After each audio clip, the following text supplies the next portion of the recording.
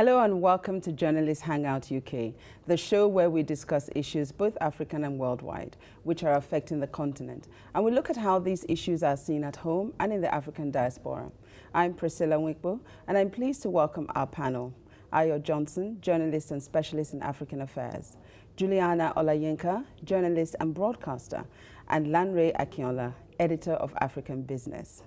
Ladies and gentlemen, let's have a look at this. Raila Amolo Odinga, in full realization of the high calling, assumed the office of the People's President of the Republic of Kenya. Do swear that I will be faithful and bear true allegiance. Juliana, welcome back. Congratulations. Nice to see you, Mom.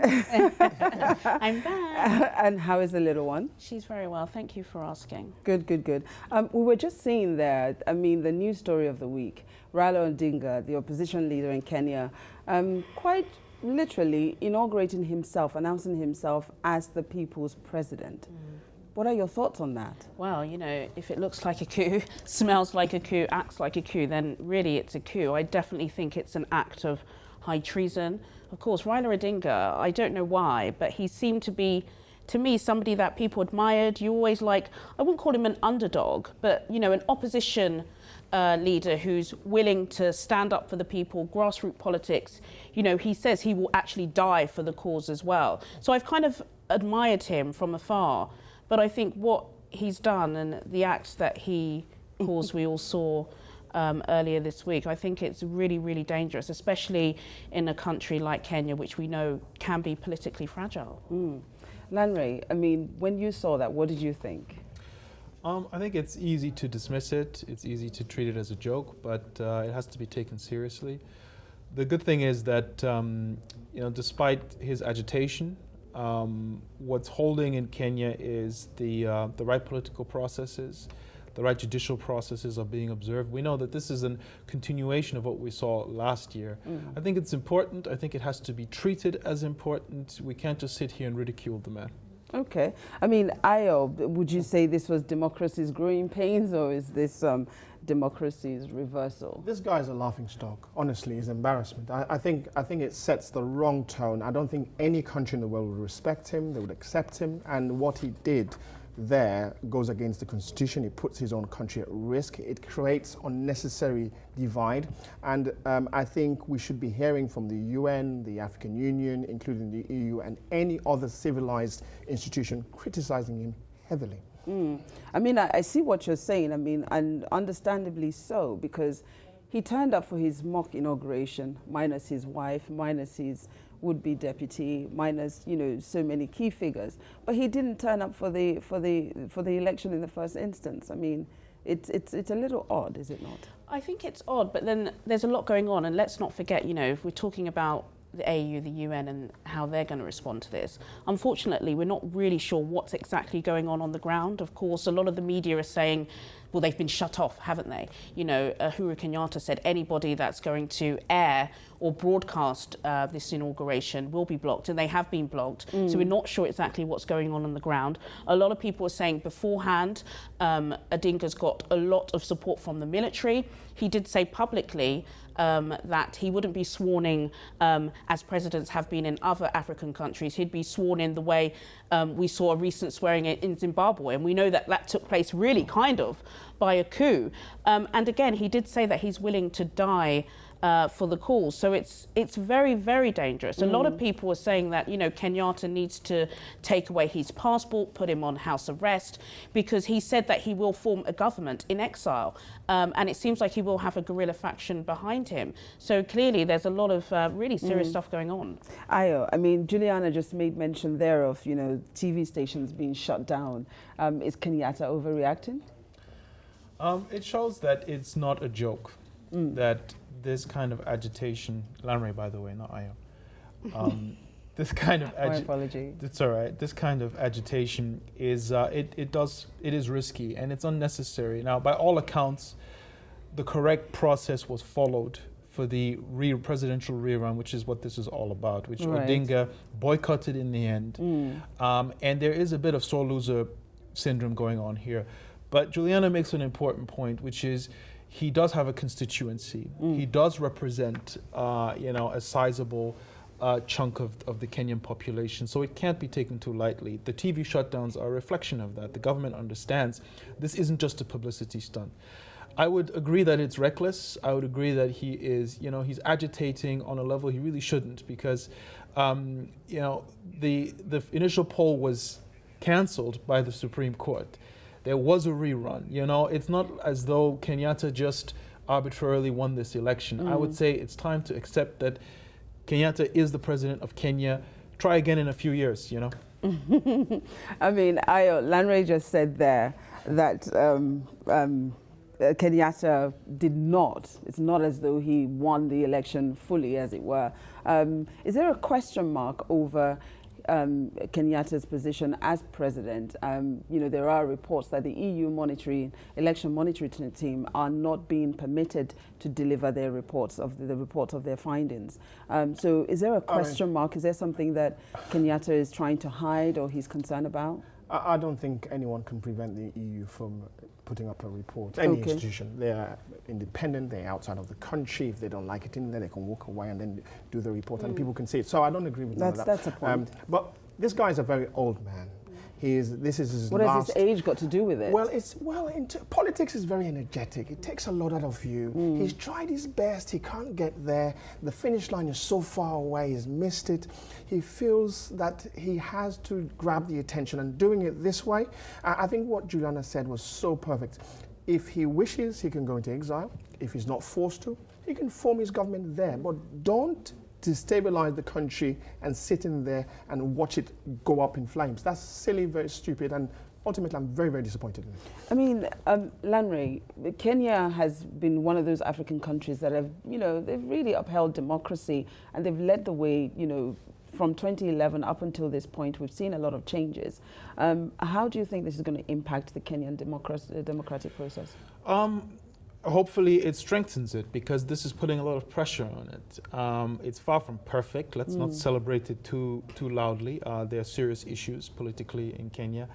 The bigger picture and the bigger question is around the government delivering on economic terms.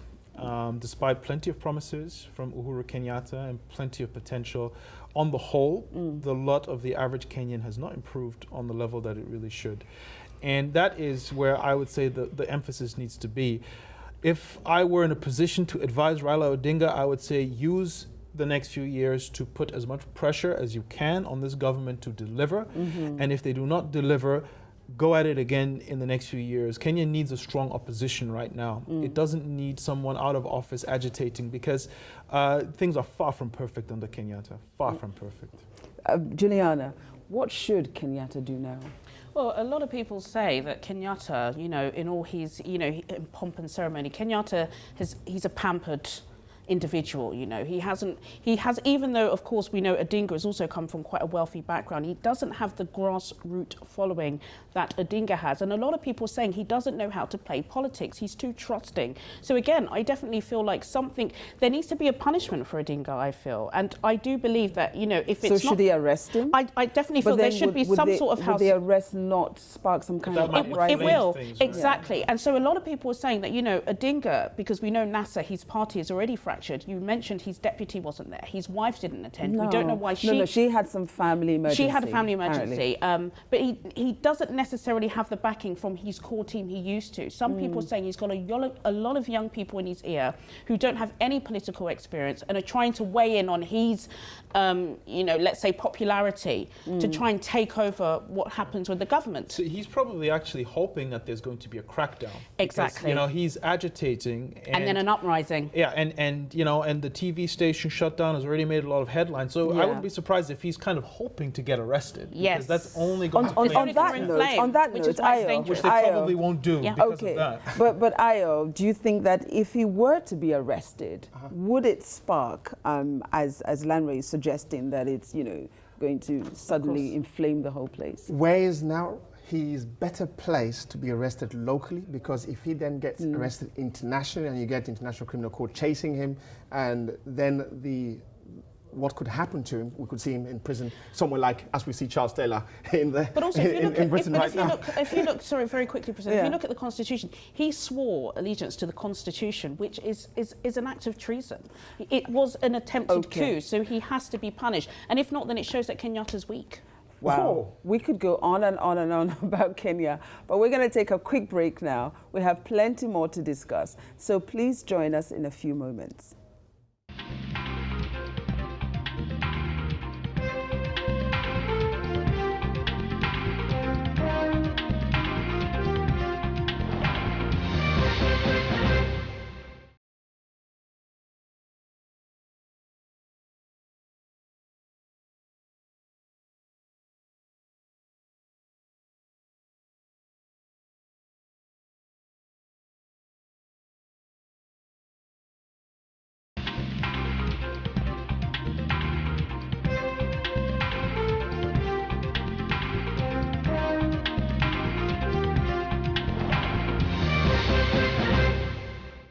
Hello and welcome back to Journalist Hangout UK. I'm Priscilla Wikwu and I'm pleased to welcome back our panel, Ayo Johnson, Juliana Olayinka and Lanre Akinola. So, I mean, the other story that is running this week is that China is not only going around building parliamentary buildings in Africa, but the word is that they built the new African Union building in Ethiopia. And they've been spying on African Union for 5 solid years. Juliana, let me come to you first on this. I don't know, are they going around just spying on Africa in total? In a question, yes, I think a lot of countries are doing it. I think when I heard this story, I kind of felt, I felt sick to my stomach. Not surprised, but sick that, oh wow, so Sino-Africa relations, you know, what they all warned us could happen has been happening. And it's been right under our nose. Obviously, Le Monde, the French newspaper, broke the story.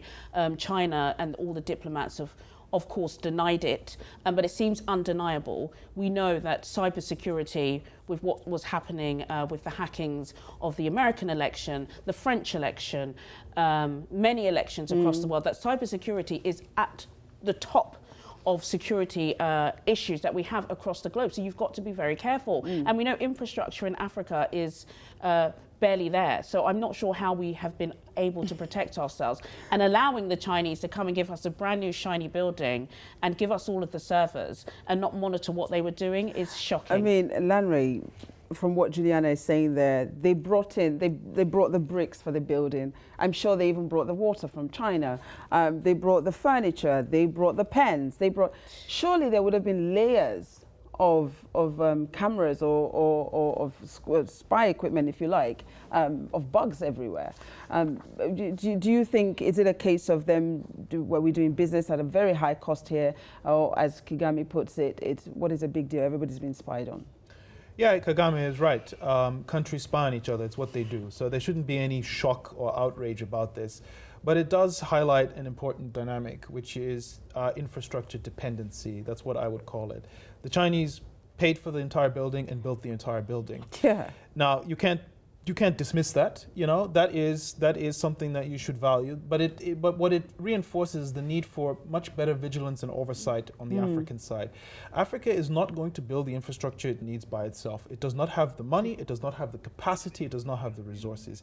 It needs partners like China. It needs partners like Turkey to build these things. But it has to become much more careful about how these projects are managed. This is a great example of that. China is building ports all over the continent, sea and airports. They are financing things like telecommunication satellites in Nigeria. All of these are opportunities for them to build in, back doors to spy on the continent, and they will certainly do it unless on the African side you have much better oversight. I'm not going to suggest for 1 second that Africa should abandon its relationship with China, but it clearly needs to be much more on top of things. Ayo, let me come to you. As Lanre mentioned there, they are literally building everything. They've built parliamentary buildings in the Seychelles. They've done it in Senegal. They've done it, they're building ports. They're building everywhere. Is it fair for Africa, let me say the leadership in Africa, to just sort of welcome it, take everything, but don't take the time to check on behalf of their people? Because there's got to be, surely there must be some underlying reason for this kindness. Yes. This story, had it been that the US was the one spying, or Britain, would it be a story? No. I think they're trying to demonize China unnecessarily. No, hold on. Is it just a story though, Ayo? Because, I mean, as I've just mentioned there, if China is going round building parliamentary buildings specifically for countries in Africa, different countries in Africa, are they just doing it just out of the kindness of their heart? I mean, I agree and I accept that the people who broke the story could have done it for a reason. We'll come to that in a moment. But there must be an underlying reason, surely. It doesn't matter, because Africa, as a liberalized continent, has voted with its feet. It has chosen, for once in its lifetime, to decide the superpower it wants to do business with. In the past, the US and Britain had taken advantage of such opportunities at the expense of Africa. Now, Africans are saying, if we get it right or wrong, at least we did it on our own terms. They've chosen China as the partner to work with. Now, China chose Africa. Well, but China Not has that to, I disagree with you, but China has to chose protect Africa. the investment it has. And by doing so, it has to spy. All the superpowers spy on each other. They do. We must accept that as a truth, as a way of China have denied. China have denied. They would always, well, they are superpowers. So it's understandable that China will have to spy on what it feels necessary to invest, because it's invested billions. And if you're investing billions, I accept. Then naturally that it they comes have with to the territory. protect their investment. I accept that. Juliana, I know that when Ayo was speaking there, you had a few things to say. Much as I accept that they have to protect, but do they have to protect it to this level? I mean, that there must be layers and layers of bugging, because surely they would have planned for contingently to say, well, if they find the one in the pen, they won't find the one under the table. Yeah. By the time they get to the one that's behind the couch, or the one that's in the ceiling, or the one that's actually embedded in the walls, I don't know. Well, the African, the African Union is arguably Africa's most important building, and the good thing about it being in Addis Ababa, of course, we know that many of the world's humanitarian organizations are based there. So a lot of countries have a vested interest in that region. So thank God that they have help from the Israelis. The Israelis have been in the building and have helped them check to make sure that every kind of bug is out. But one thing I will say is that... And the Israelis would have left their own bugs there now. Say, So now the Israelis are not spying on us. Oh, please. Okay, let's let Juliana conclude. Well, that's an accusation. But one thing I would say is that, China, in all its helping Africa, have been accused of doing lots of really corrupt things in Africa. For example, propelling up corrupt governments, lots of backdoor agreements, really dodgy roads, not employing local people, and also as well, what a lot of people are saying is that the young generations of African politicians have been going to China to study. And so for the fact that they may have bugged the African Union and are finding out certain things that we may want to be doing in the future, I think is really, really dangerous, because we want to have control of our young leaders and our future politicians. But China seem to be really kind of grooming them. And of course, having this really important information is very, very dangerous. Quite. And on that note, Landry, I'm going to come to you. Is there some kind of naive trust between Africa and China? Because in Nigeria, for instance, we've seen cases where they've built power plants and it's in Cantonese. The instruction manuals in Cantonese. Most likely Mandarin. Oh, Mandarin, my apologies, of course, Mandarin. So is there this naive trust when it comes to the Chinese? Oh yeah, just let them do it, and then, I hope it's not naivety. It might be laziness, to be totally honest with you, where, it's just a case of, well, let them do it. We're not too bothered as long as they get it up. We can't point the finger at China. We can do that if we want, but it's completely unproductive, because this is all about vigilance on the African side and taking responsibility for how you manage these projects. It is good that China is willing to put billions of dollars to build railways, to build ports, to build So infrastructure. eventually they would own Africa, is No, what you're saying. other places are not willing to do this. Without China, Africa wouldn't look the way it does today. We can't be flippant about this. Oh, yeah, No, we don't I'm need not China. I'm not being flippant about it, but anyway, let me let Africa you finish. would not. No, why would China own Africa just because they build infrastructure? If you manage the projects properly, you retain agency over them, you retain oversight over them. Why would they own anything? If you are lazy or naive in the process, then yes, you can be had, but you can't point the finger at a foreign country. They're not coming there out of the kindness of their heart. No country anywhere ever goes Can I just, Fair anywhere enough. else can I just because say of one that. quick Fair thing, enough. Priscilla? Sorry, Ivor.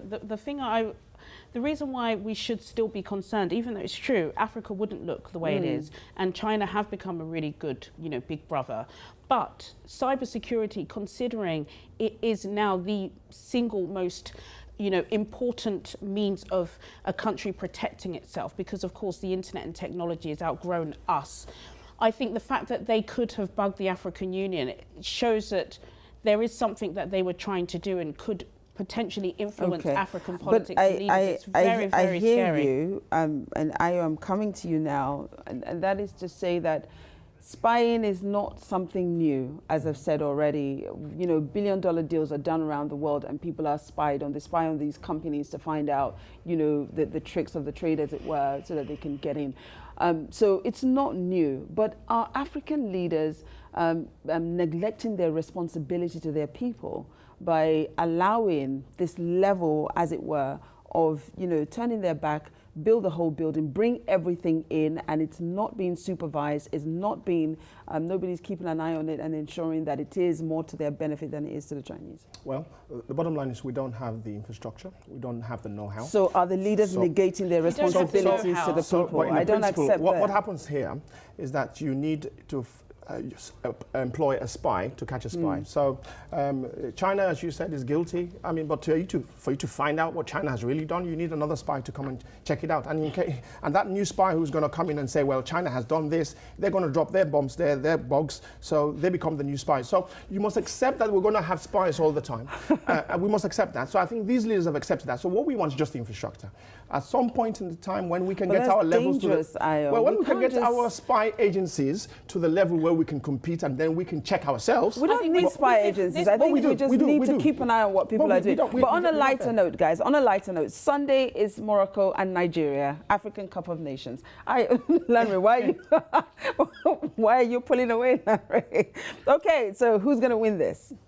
It's not the African Cup of Nations. It's not the big tournament. No, but we're getting ready. Who's for going to win it? Who's playing? We're getting ready. Nigeria v Morocco. Oh, of course, Nigeria now. We're getting ready for this. Well, the good thing is whoever wins, Africa is going to be taking the cup home. So either way, it's Africa. So that's a cop out. I'm not picking sides. Either way, it's Africa. I love the way I was looking at you. It's good. Football is what Africa is about. It's what makes us come together, and I'm hoping the Kenyans can come together. Let me sit down around the television, both Mr. Kenyatta and Mr. Odinga. Juliana, what do you say? Who do you reckon is going to win? Of course, Nigeria first and foremost. You go, girl. All the time. Well, what can I say? Well, we wish the best team, may the best team win on Sunday. Don't forget to follow us at RealJHUK on Facebook, Twitter, and Instagram. I'm Priscilla Winkbo from the entire team here in London. Goodbye, and thank you for watching Journalist Hangout UK. Until next time.